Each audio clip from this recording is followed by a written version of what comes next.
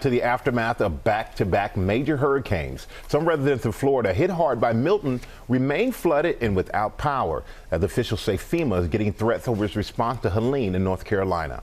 Victor Oquendo is in Zephyr Hills, Florida for us this morning. Good morning, Victor.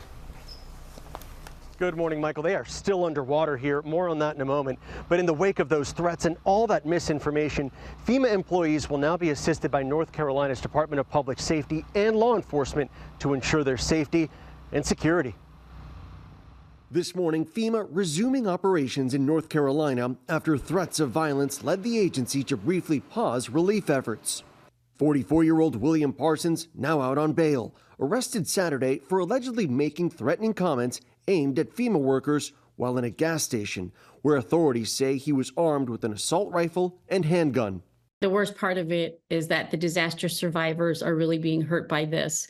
A former FEMA associate administrator saying the threats and misinformation could slow down response time on the ground. The misinformation is potentially stopping disaster survivors from asking for more assistance, asking for more help. The fear that their house is going to be taken away from them if they take the money from FEMA. FEMA money is not a loan. They don't have to repay that money.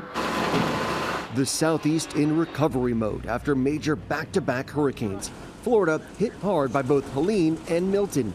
The death toll in the state from Milton alone now rising to at least 23 as floodwaters continue inundating neighborhood days after landfall. 5 days after Hurricane Milton passed, and this is what the Silver Oaks neighborhood in Zephyr Hills, Florida looks like. It is under waist-deep water.